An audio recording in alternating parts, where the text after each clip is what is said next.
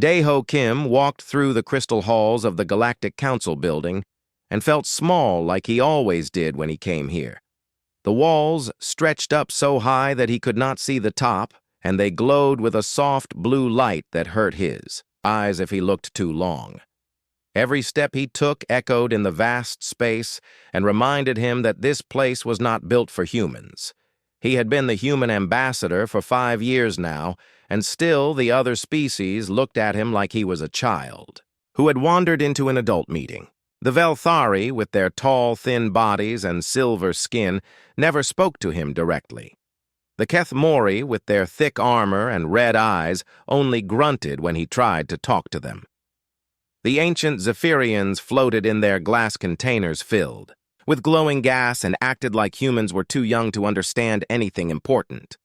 Today felt different, though, and Daeho could not figure out why.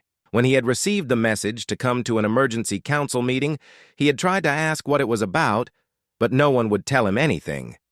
His assistant back on Earth had tried to find out more, but even the human intelligence networks had no idea what was happening. The great council chamber doors opened in front of him with a sound like thunder. Daeho walked inside and saw that all the other ambassadors were already there. They sat in their special seats that were made for their different body types, while his human chair looked tiny and plain next to theirs. He noticed that none of them looked at him when he entered, and that made his stomach feel tight with worry. Council Prime Zendaros stood at the center of the chamber on a platform that slowly turned so everyone could see his massive form. He was a Zephyrian, which meant he was one of the oldest beings in the galaxy, and his people had been part of the council since before humans had learned to make fire. His voice came from speakers around the room because Zephyrians did not have mouths like other species. "We have called this emergency meeting to discuss a great opportunity for our human friends," Zendaros said, and his voice sounded like music, but Daeho had learned that beautiful voices from Zephyrians usually meant bad news for someone. After much discussion among the senior council members, we have decided to honor humanity with a very special mission. Daeho felt his hands get cold and wet. In all his years as ambassador, he had learned that when the council wanted to honor humans, it usually meant they wanted humans to do something dangerous that the other species did not want to do themselves. He looked around the chamber and saw that the other ambassadors were all looking down at their desks or up at the ceiling, but none of them would meet his eyes. "The Void Rim sector has been calling to us for exploration and colonization for many years," Zendaros continued. "It is a region of space filled with opportunities for a young and energetic species like humanity. We have decided that humans will lead the colonization effort in this important area, the Void Rim." Daeho had heard that name before, and it always made people stop talking when someone mentioned it. He knew that 3 different exploration missions had gone to the Void Rim over the past century, and none of them had ever come back. The official reports said they had encountered technical difficulties, but everyone knew that was council speak, for something terrible had happened. "When you say, lead the colonization effort," Daeho said carefully, "do you mean that humans will work together with other species to explore the region, or do you mean that humans will go there alone?" The silence in the chamber was so complete that Daeho could hear his own heartbeat. Finally, Veltek of the Velthari spoke in his cold, musical voice. "Humanity has proven itself capable of independent action. This mission will allow your species to demonstrate its maturity and readiness for greater responsibilities." That was. Council speak for humans would be going alone, and everyone in the room knew it. Daeho felt his chest get tight. "I would like to request time to discuss this opportunity with my government on Earth before we make any decisions." "The decision has already been made," Zendaros said, and now his voice had lost its musical quality and sounded flat and final. "The first colonization ships will depart within 6 months. We have already prepared the necessary supplies and equipment. Everything humanity needs for this glorious mission has been arranged." Daeho stood up from his chair, even though protocol said he should wait to be given permission to speak. With respect, Council Prime, this is a major decision that affects the future of my entire species. Surely we deserve the right to have our voices heard in this choice. General Crackthor of the Kethmori made a sound like grinding metal that Dayho had learned was their version of laughter. Young species often fear great opportunities. This is natural. But the Council has made its decision based on what is best for galactic harmony and the growth of all member species. What about the previous expeditions to the Void Rim? Dayho asked. What happened to them? The chamber became even quieter, if that was possible. Dayho saw several of the ambassadors shift uncomfortably in their seats. Finally, Council Prime Zendaros answered. The Void Rim presents challenges that require fresh thinking and new approaches. Previous missions were conducted by older, more established species who perhaps approached the region with outdated methods. Humanity's unique perspective will be exactly what is needed to succeed where others have struggled. Dayho knew he was walking into dangerous territory, but he had to ask. Are you saying that the Velthari, Kethmori, and Zephyrian expeditions failed because they were not creative enough? The temperature in the room seemed to drop by several degrees. Ambassador Kexval of the Thorian Empire spoke for the first time. Ambassador Kim, perhaps you do not understand the honor being given to your species. The Void Rim represents unlimited potential for expansion and resource development. Any species would be grateful for such an opportunity. Any species except the ones sitting in this room, apparently, Dayho said quietly. The silence that followed was different from the others. This one felt dangerous, like the moment before lightning strikes. Council Prime Zendaros turned his platform so he faced Dayho directly. Ambassador Kim, your species has benefited greatly from Council membership. The technology, medicine, and protection you have received have allowed humanity to grow from a single-planet species to a multi-system civilization in just 3 centuries. Perhaps it is time for humanity to show its gratitude by accepting the responsibilities that come with membership. There it was, the threat hidden inside polite words. Dayho had been expecting something like this for years, but it still hit him, like a punch to the stomach. The Council was not offering humanity an opportunity. They were giving humanity an order and making it clear that refusing was not an option. Of course, Council Prime, Dayho said, and kept his voice steady even though his hands were shaking. Humanity is always ready to serve the greater good of the galactic community. When do you need our final mission plans? The plans have already been prepared, Veltek said and gestured toward a data crystal that appeared on Dayho's desk. Everything your species needs to know about the mission is contained in those files. You will find that the Council has been most generous in providing for humanity's needs. Dayho picked up the crystal and felt how cold it was against his palm. I understand. Is there anything else the Council needs from humanity at this time? Only your enthusiasm and gratitude, Zendaros said, and his voice had returned to its musical quality. This meeting is concluded. Safe travels. Ambassador Kim Dayho walked out of the chamber on legs that felt like they were made of water. Behind him, he could hear the other ambassadors beginning to talk in their various languages, but their voices were too quiet for him to understand what they were saying. He did not need to understand, though. He knew they were discussing how to divide up humanity's current territories and resources after the humans disappeared into the Void Rim. As he made his way back through the crystal halls toward the human embassy, Dayho thought about the data, crystal in his pocket and what it probably contained. Coordinates to a region of space that had already killed 3 expeditions. Supply lists that would be just barely enough to survive. Timetables that would not allow for proper preparation or planning. Everything designed to look generous while actually ensuring failure. But as he walked, Dayho also thought about something. In all his years dealing with the Council, he had learned to read between the lines of their polite words and formal speeches. Today, something had been different. They had been too eager to get rid of humanity, too quick to refuse discussion, too willing to show their true feelings. Maybe they were afraid of something. Maybe humanity had become more than they expected, and now the Council wanted to get rid of them before they became a real threat. If that was true, then maybe humanity was stronger than anyone realized. Day-Ho reached the human embassy and immediately began composing an encrypted message to Earth. Whatever was in that data crystal could wait. First, he needed to tell his government that humanity's time as junior partners in the Galactic Council was about to end one way or another. Dr. Hyjin Park wiped the sweat from her forehead and looked down at the hole her team had been digging for the past 3 weeks. The surface of Kepler 442c was hot and dry, with air that tasted like metal, but underground they had found something.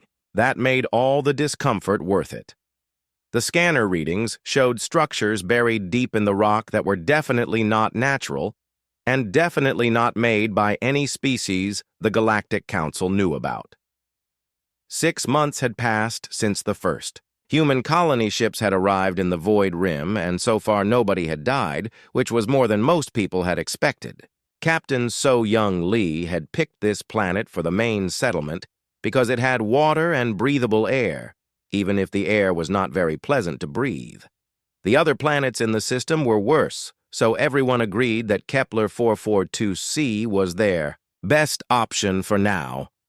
Hyjin had not planned to do any archaeology work when she signed up for the colonization mission. She was supposed to be studying the soil and rocks to help the farmers figure out what they could grow here, but 3 days after they set up the base camp, her geological surveys had found something strange buried under what looked like an ancient riverbed. "Dr. Park," called out Sang-Ho Kim from inside the excavation pit. "You need to see this right away." Hyjin climbed down the ladder they had built and saw Sang-Ho standing next to a wall that had been completely uncovered. The wall was made of some kind of gray metal that did not reflect light the way normal metal did. Instead, it seemed to absorb the light from their work lamps and give it back as a soft glow that was easier on the eyes than the harsh glare they were used to. But what made Hyejin's breath catch in her throat were the symbols carved into the metal surface. They were not like any alien writing she had ever seen before. Most Galactic Council species used either geometric patterns or flowing curves in their writing systems. These symbols looked different. They had straight lines and sharp angles, but they were arranged in patterns that somehow felt familiar, even though she had never seen anything like them before. "Have you shown these to Captain Lee yet?" Hyejin asked as she ran her fingers over the carved symbols. "I wanted you to see them first," Sang-Ho said. "But doctor, there is something else. Look at this section over here." He led her to another part of the wall where the symbols were arranged differently. These ones looked less like writing and more like technical diagrams.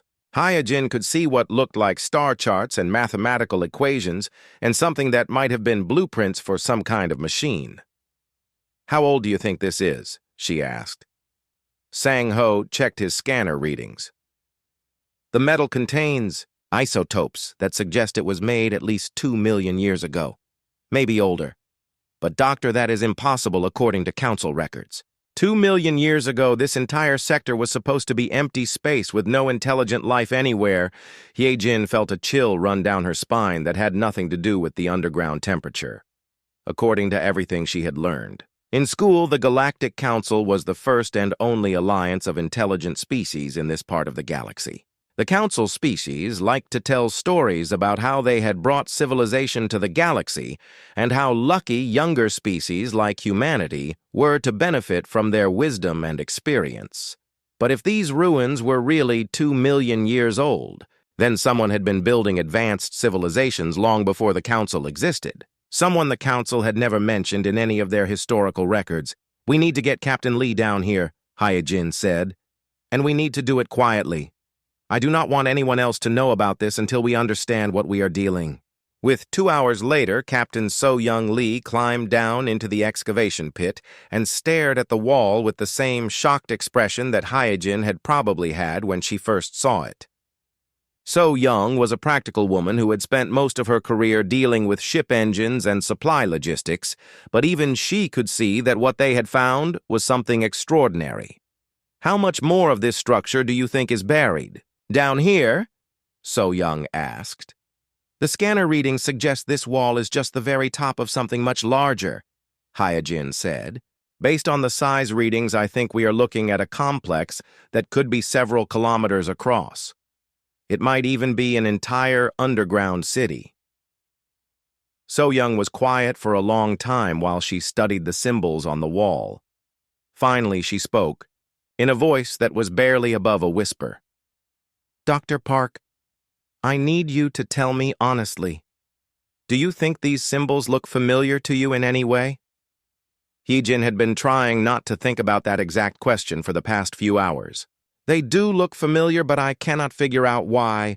The arrangement patterns remind me of something, but I cannot put my finger on what." "They remind me of human writing," So Young said. "Not exactly, but the way the symbols are grouped together and the way they flow from one idea to the next. It feels like how humans think about organizing information." That was exactly what Hyojin had been afraid someone would say. She had been trying to convince herself that the similarity was just her imagination, but hearing So Young say it out loud made it impossible to ignore. "Captain, what do you think this means?" Hyojin asked. "I think it means we need to keep digging, and we need to be very careful about who we tell about this," So Young said. "And I think we need to start asking some hard questions about why the Council sent us to this particular region of space." Over the next month, Hyejin's team worked around the clock to excavate more of the underground structure. What they found made them all sleep badly at night. The ruins were not just one building, but an entire complex of connected structures that stretched out in all directions under the planet's surface. Each new room they uncovered contained more symbols, more diagrams, and more evidence that whoever had built this place had been incredibly advanced. But the most disturbing discovery came when they found what looked like a library or archive room. The walls were covered with metal panels that contained thousands of symbols arranged in neat rows like books on shelves. Heejin spent days trying to decode the symbols and finally managed to translate a few simple concepts. The symbols talked about something called the Great Alliance and about member species who worked together for mutual benefit and protection. They talked about trade agreements and shared technology and cooperative exploration of new worlds. It all sounded very familiar because it sounded exactly like the Galactic Council. But then Hyejin found symbols that talked about the end times, and the betrayal of trust, and the silence that followed. According to what she could translate, the Great Alliance had not ended naturally. It had been destroyed by some of its own member species who had decided that sharing power was less profitable than taking it all for themselves. Captain Lee, Hyejin, called over the radio. "I need you to come down to Archive Room 7 immediately, and bring Sang-ho with you." When So Young and Sang-ho arrived, they found Hyejin standing in front of a wall panel that was different from all the others. This one contained symbols that were arranged in a pattern that looked almost like a family tree or organizational chart. "I think I figured out what happened to the people who built this place," Hyejin said. "And I think I know why the Council sent us here." She pointed to symbols at the top of the chart. "These represent the member species of the Great Alliance. Based on what I can translate, there were 15 different species working together. But look at these symbols down here at the bottom."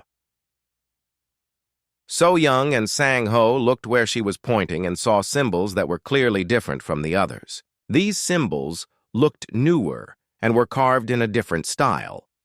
"Those symbols represent the species that destroyed the Great Alliance," Hyejin said. "And I recognize 3 of them from Galactic Council documents. They are the same symbols used by the Velthari, the Kethmori, and the Zephyrians." The silence in the archive room was so complete that they could hear each other breathing. Finally, Sang-ho spoke in a voice that shook with anger. "Are you saying that the Council species murdered an entire galactic civilization? I am saying that the evidence suggests that 3 of the current Council species were involved in the destruction of a previous galactic alliance. Hyojin said carefully. And based on the timeline, this happened about the same time that the Galactic Council was first formed.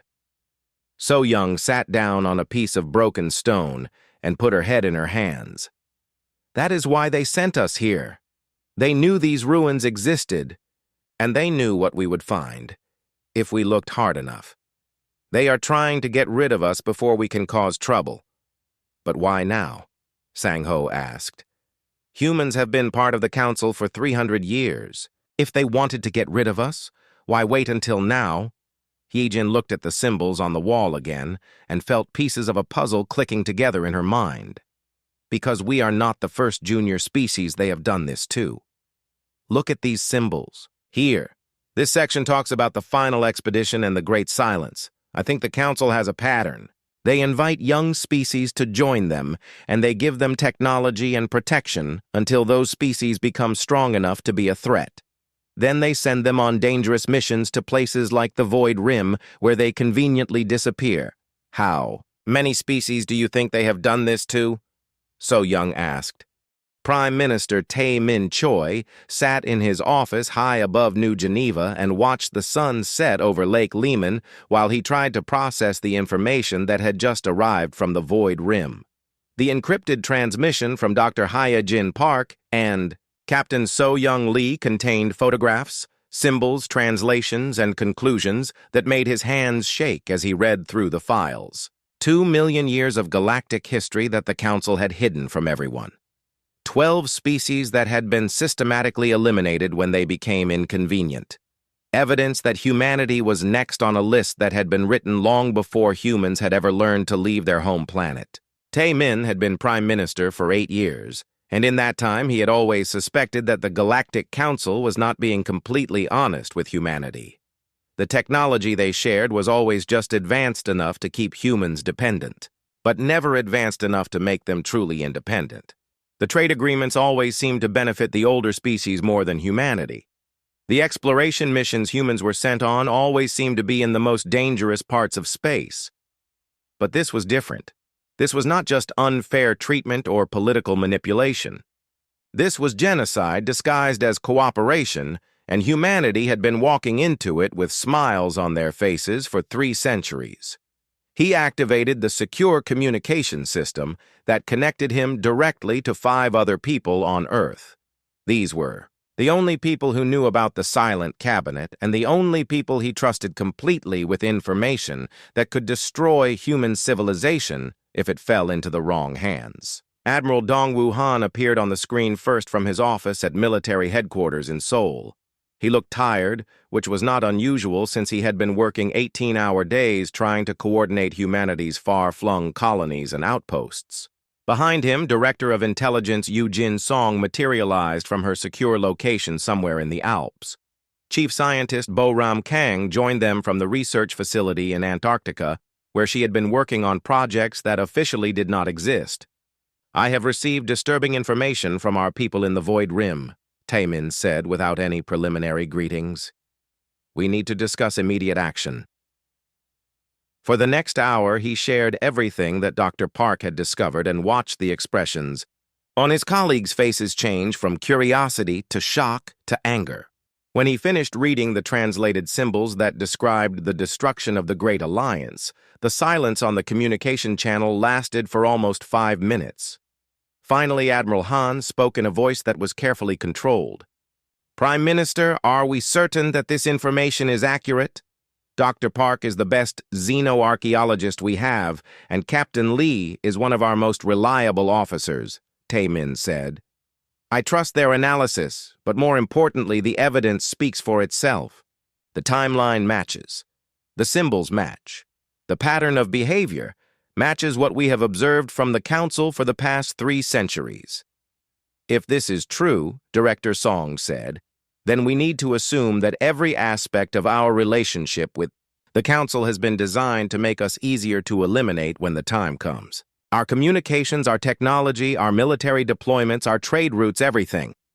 Chief Scientist Kang leaned forward in her chair. Prime Minister, I need to tell you something that I have been keeping classified even from this group.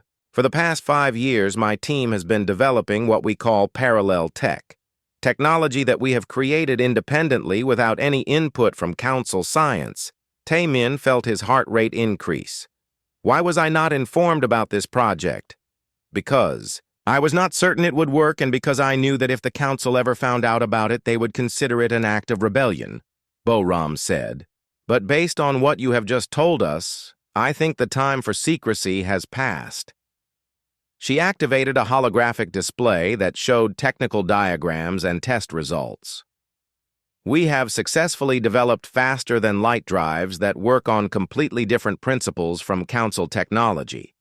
We have energy weapons that are more efficient than anything the Council has given us. We have communication systems that cannot be monitored or intercepted by Council networks. And most importantly, we have learned how to manufacture all of this. Equipment using only resources that we can obtain independently. Admiral Han stared at the display with growing excitement. Chief Scientist, how long would it take to retrofit our existing ships with this new technology? Most of our military vessels could be upgraded within 6 months, Boram said. Civilian ships would take longer, but we could prioritize based on need. Director Song was already thinking ahead to operational concerns. If we are going to act on this information, we need to move quickly and we need to move quietly.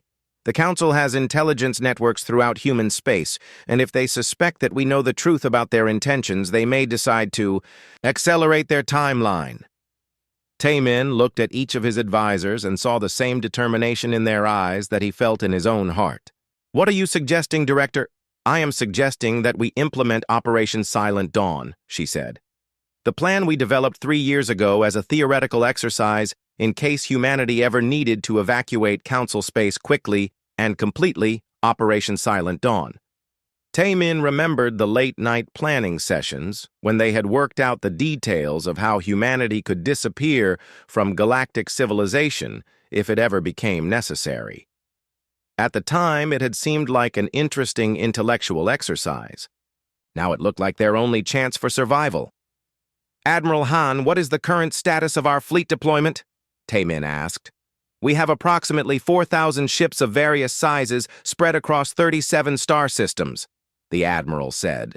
About 60% of our population lives on Earth and the core worlds, while the rest are scattered among frontier colonies, research stations, and mining operations. How long would it take to bring everyone home, under normal circumstances? It would take at least 2 years to coordinate that kind of movement, Admiral Han said. But if we use Chief Scientist Kang's new faster-than-light technology, and if we ignore normal safety protocols, we might be able to do it in 6 months. Director Song brought up another holographic display that showed human settlements throughout Council space. The key is to make it look routine. We cannot suddenly recall every human ship and colony at the same time, or the Council will know something is wrong. We need to use cover stories, ship rotations, supply runs, scheduled maintenance, family visits, anything that will explain why humans are moving around more than usual. What about our assets in Council space? Taemin asked. Our embassies, our trade centers, our research facilities. We take nothing that belongs to the Council, but we leave nothing behind that they can use against us, Boram said. Every piece of human technology gets either taken with us or destroyed. Every piece of Council technology gets left behind in perfect condition so they cannot accuse us of theft. Admiral Han nodded slowly. It will be the largest logistical operation in human history, but it can be done. The question is, where do we go once we leave Council space? Beyond the galactic rim, Director Song said immediately. Based on Dr. Park's discoveries, there may be other species out there who have escaped from the Council's control. If we can find them, we might be able to build something better than what we are leaving behind. Taemin stood up and walked to his window where he could see the lights of New Geneva beginning to twinkle in the growing darkness. Somewhere out there, millions of humans were going about their daily lives completely unaware that their species was facing the greatest threat in its history. In a few months, those same people would need to leave everything they had built and venture into the unknown depths of space with no guarantee that they would survive. There is one more thing we need to consider, he said without turning around. If we do this, we can never come back. Once we leave Council space, we become enemies of the most powerful alliance in the galaxy. They will hunt us, and they will try to destroy us, and they will make sure that no other species ever learns what really happened to humanity. Prime Minister, Chief Scientist Kang said quietly, "If we stay, they will destroy us anyway. At least this way we have a chance to survive, and maybe even to fight back someday." Taemin turned back to face his advisors and saw the same resolve in their eyes that he felt growing in his own heart. "Then we are agreed. Operation Silent Dawn is authorized. Admiral Han, you will coordinate the military aspects of the evacuation. Director Song, you will handle intelligence and counterintelligence. Chief Scientist Kang, you will oversee the technology upgrades and make sure our new equipment cannot be traced or detected by Council sensors. What about our people in the Void Rim?" Admiral Han asked. "Dr. Park and Captain Lee and all the colonists who are already out there, they will be the first to know and the first to leave," Taemin said. "Their research has given us the information we need to save our species. We will not abandon them." "How long do we have before we need to complete the evacuation?" Director Song asked. Taemin thought about the council meeting where Ambassador Kim had been given humanity's new assignment. He thought about the polite words that had hidden deadly intentions and the smiling faces that had concealed ancient hatreds. 6 months, he said. Council Prime Zendaros floated in his chamber high above the Crystal City and tried to understand why his daily reports felt wrong. For weeks now, there had been small inconsistencies in the data streams from human territories that individually meant nothing but together created a pattern that made him uncomfortable. Mining output from human asteroid operations was continuing at normal levels, but the ore was not being collected on schedule. Human research stations were still transmitting scientific data, but the reports were becoming increasingly automated with fewer personal observations from the scientists. Most disturbing of all, the human colonies in the Void Rim had gone completely silent 3 weeks ago with no explanation and no response to council inquiries. "Ambassador Veltek," he called through the communication system. "Please join me in my chambers immediately." The Velthari ambassador arrived within minutes, moving with the fluid grace that his species was known for. His silver skin reflected the light from Zendharos's container in patterns that would have been beautiful if the circumstances had been different. "Council Prime," Velthek said in his musical voice, "I assume you wish to discuss the human situation." "What human situation?" Zendaros asked, even though he already suspected he knew the answer. "The situation where humans appear to be systematically abandoning their posts throughout council space without authorization and without explanation," Veltek said. "My intelligence networks began noticing unusual human ship movements approximately 4 months ago, but we assumed it was related to their Void Rim mission." Zendaros felt the gas in his container begin to glow brighter, which always happened, when he was agitated. "Why was I not informed of these ship movements?" "Because they appeared to be routine supply runs and personnel rotations," Veltek said. "Human ships have always moved more frequently than other species because their crews require regular rotation due to their short lifespans. We did not realize that the movement pattern was unusual until we began analyzing the data more carefully." The council chamber doors opened, and General Krakthor of the Keth Mori entered without waiting for permission. His massive, armored form made loud clanking sounds as he walked, and his red eyes glowed with anger. "Council Prime, we have a serious problem," he announced. "The human military base on Rigel 7 is completely empty. My scouts report that all equipment is still in place and all systems are still operational, but there are no humans anywhere to be found." "When did this happen?" Zendaros asked. "Based on the evidence, sometime in the past week," Krakthor said. "But there are no signs of struggle, no distress signals, and no indication of where the humans went or why they left, Ambassador." Kexaval of the Thorian Empire materialized in the chamber using his species' advanced holographic technology. I have similar reports from 17 different human settlements, he said, all abandoned within the past month, all left in perfect condition, all with no explanation of where the inhabitants went. Zendaros turned his platform so he could face all three ambassadors at the same time. Are you telling me that humans are abandoning their colonies and military bases throughout Council space, and we did not notice until now? It appears that they have been very careful to make their departures look routine, Veltek said.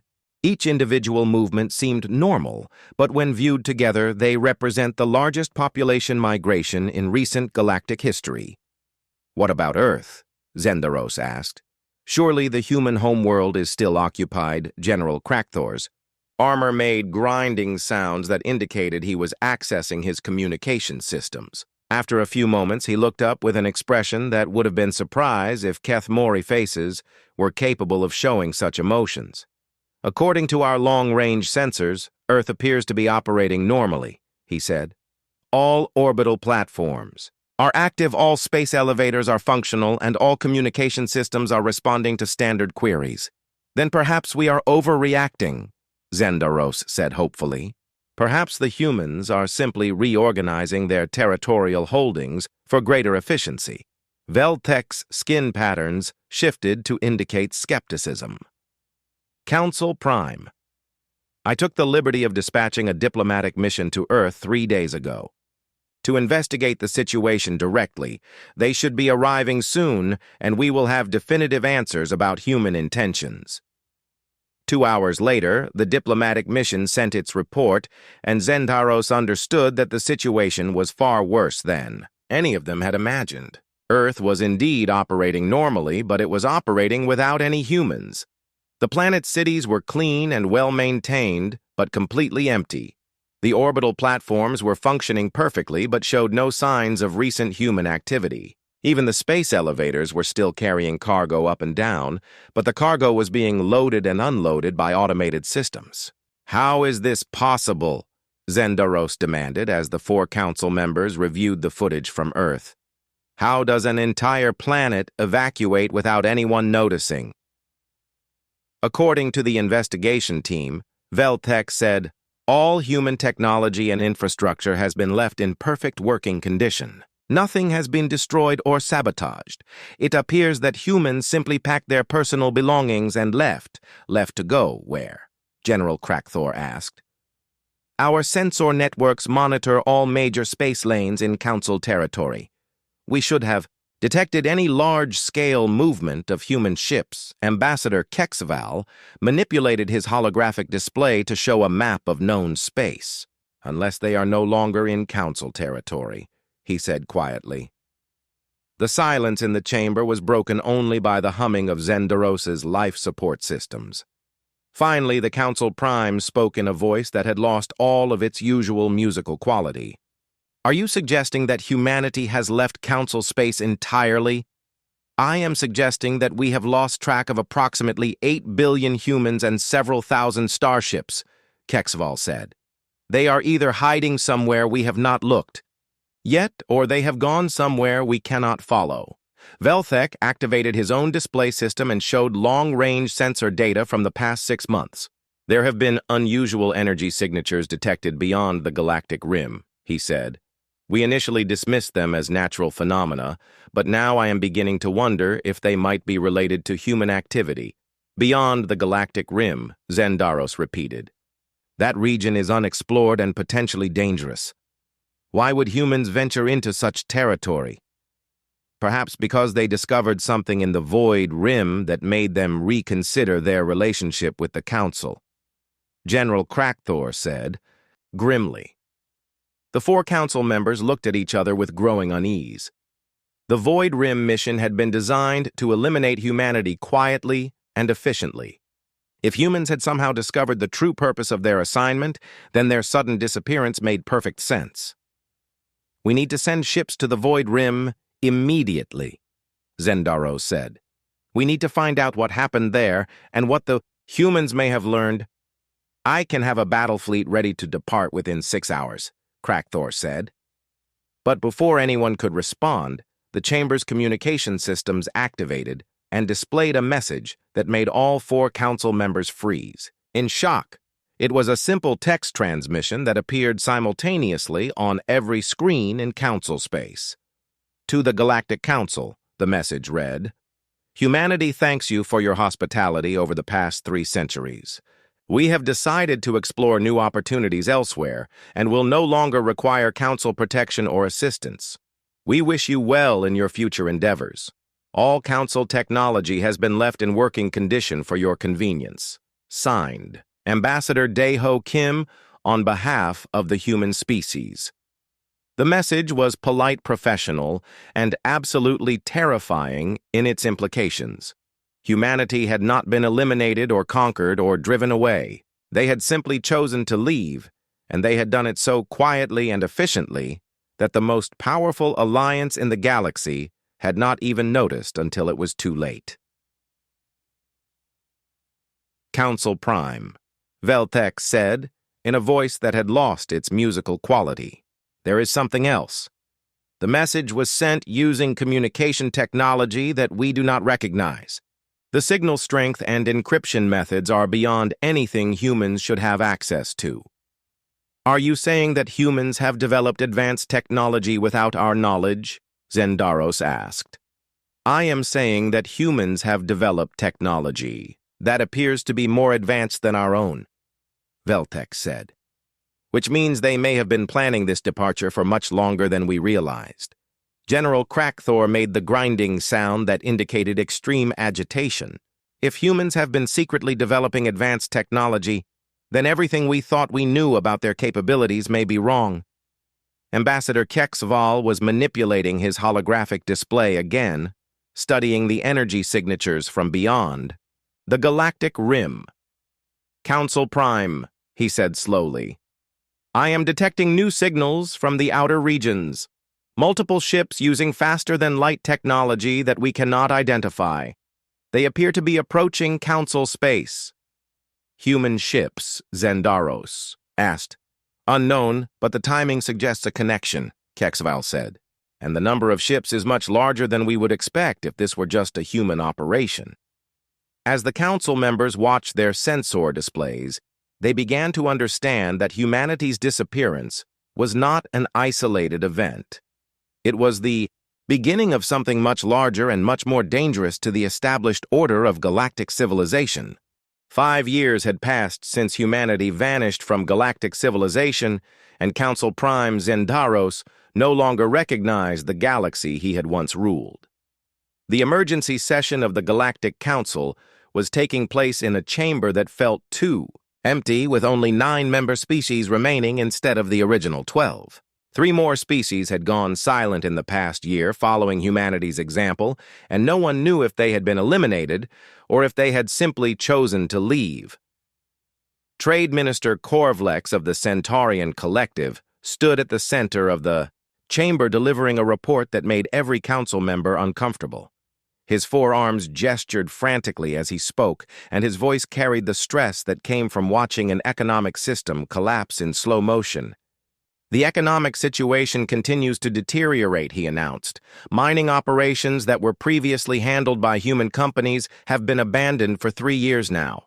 Translation services that allowed efficient communication between species have been unavailable since the humans left. Entire sectors of space that were explored and mapped by human expeditions are now effectively cut off from galactic commerce." Ambassador Veltek shifted in his seat, and his silver skin displayed patterns of agitation. "Surely other species can take over these operations given sufficient time and resources." "The problem is not just the work that humans were doing," Korvlex said. "The problem is that humans were doing work that other species cannot or will not do. They were willing to take risks that more established species avoid. They were willing to work in dangerous conditions for lower compensation. They were willing to learn new skills quickly when circumstances required adaptation." General Crackthor made the grinding sound that indicated displeasure. "Are you suggesting that the council became dependent on human labor?" "I am suggesting that the council became dependent on human flexibility, Korvlek said. Other species have their areas of expertise, but humans were generalists who could fill any role that needed to be filled. Without them, we have gaps in our capabilities that are proving difficult to address, Director of Archives Neth Vari spoke. For the first time during the session, her species, the archivists, were known for their perfect memory and their obsession with historical accuracy, which made her next words particularly disturbing. I have completed my investigation into the human. Claims about ancient civilizations and historical cover-ups, she said in a voice that barely carried across the chamber.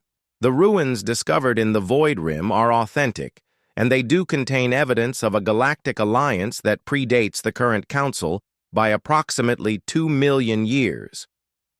The silence that followed was so complete that the only sounds in the chamber were the humming of life support systems and the occasional clank of General Krakthor's armor. Finally, Council Prime Zendaro spoke. What exactly did the humans discover? Evidence that 12 species were systematically eliminated by the predecessor organizations of the Velthari, Kethmori, and Zephyrian governments, Nethvari said. The pattern matches exactly what the humans experienced. Integration into a galactic alliance, followed by increasing dependence on the dominant species, followed by exile to dangerous regions where the younger species would conveniently disappear. Ambassador. Velthek's skin patterns shifted to indicate defensive anger. Those are serious accusations based on ancient ruins that may not be accurately interpreted. The accusations are not mine, Nethvari said calmly. They are based on historical records that your species left behind 2 million years ago, records that describe in detail how the threat of emerging civilizations could be managed through careful manipulation and strategic elimination. Why are we discussing ancient history when we should be dealing with current threats? General Krakthor demanded. The real problem is that 16 younger species have begun asking uncomfortable questions about human disappearance, and 3 of them have already left council space following humanity's example. Trade Minister Korvlex activated a holographic display that showed the current political situation throughout the galaxy. The younger species are not just asking questions, he said. They are actively investigating the historical claims that humans made before they left. Several archaeological expeditions have been launched to search for more ruins like the ones found in the Void Rim. What have they found? Zendaros asked, even though he suspected he did not want to know the answer. Evidence that supports the human version of galactic history, Nethavari said. Ruins on 17 different worlds that tell the same story. A pattern of galactic alliances that were systematically destroyed by the same core species that now control the current council. Admiral Zektar of the Void Hunters materialized in the chamber using emergency projection technology.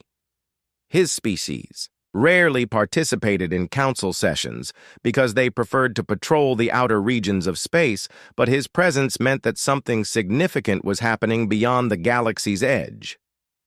Council Prime, he said without bothering with formal. Greetings. We have detected massive energy signatures approaching from beyond the galactic rim. Multiple fleets using faster-than-light technology that surpasses anything in council space. They will reach our outer territories within days. Human fleets, Veltek asked. Human ships are part of the approaching forces, but they are not alone, Zektar said grimly. We have identified at least 4 different technology signatures suggesting that humanity has found allies among species we do not recognize. How many ships? General Krakthor asked. Our long-range sensors indicate a fleet of approximately 10,000 vessels of various sizes, Zektar said. It is the largest military force ever assembled in this region of space. The council members stared at each other with growing horror as they realized what was happening. Humanity had not simply escaped their planned elimination. They had found the other species that had been driven away from galactic civilization over the past 2 million years, and together they were returning to settle old scores. Are they responding to communication attempts? Zendaros asked. They are broadcasting on all frequencies, Zektar said. The message is being repeated in hundreds of different languages, including several that we do not recognize. He activated the chamber's audio systems, and the voice of Captain Hyo-Jin Nam filled the room, speaking in clear, precise tones that carried no hint of anger or aggression. To the current Galactic Council, the message began. We represent the Outer Reach Alliance, a coalition of species that have chosen to pursue their own destiny beyond the influence of galactic politics. We do not come as conquerors or as enemies. We come as representatives of an alternative to the current system of galactic governance. The message continued for several minutes, describing humanitarian aid for species that wish to leave Council, space-safe passage for refugees, and protection for archaeological teams investigating historical sites. But the final section of the message made every Council member understand that the age of their dominance was ending.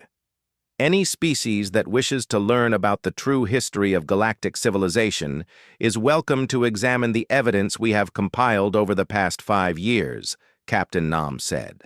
Any species that wishes to join a galactic alliance based on mutual respect rather than hierarchical control is welcome to contact us for discussion. Any species that prefers the current system is free to continue as they have been. The choice, as always, is yours. The transmission ended, leaving the council chamber in stunned silence. Trade Minister Korvlex was the first to speak. Council Prime, he said. We are receiving reports that 7 more species have announced their intention to leave Council space within the next month. Which species? Zendaros asked. The Andromedans, the Spiral Arm Collective, the Ring Builders, and 4 of the minor research species, Korvlex said. They are all requesting safe passage to the outer regions where they can meet with representatives of the Outer Reach Alliance General. Crackthor stood up from his chair, and his armor clanked loudly in the quiet chamber. Council Prime, we could still stop this. We could mobilize our fleets and intercept the approaching ships before they reach Council space. With what ships? Admiral Zektar asked. Half of our military consists of vessels that were built using human technology, or maintained by human crews. We do not even know if our weapons will function properly against their advanced ships. Ambassador Velthek's skin patterns showed resignation. Even if we could win a military confrontation, he said, the political damage has already been done. Too many species know the truth about our history now. Too many questions have been asked that we cannot answer satisfactorily, Director Nethvari consulted her historical databases one final time. According to the ancient records, she said, the previous Galactic Alliance collapsed when 3 of its member species attempted to maintain control through increasingly desperate measures. The parallels to our current situation are exact. Council Prime Zendaros rotated his platform slowly as he considered the options available to him. The Galactic Council had ruled the galaxy for 2 million years through careful manipulation, strategic elimination, and the absolute control of information. But humanity had broken that control by doing something that no previous species had managed to do. They had escaped the trap and taken proof of the Council's crimes with them.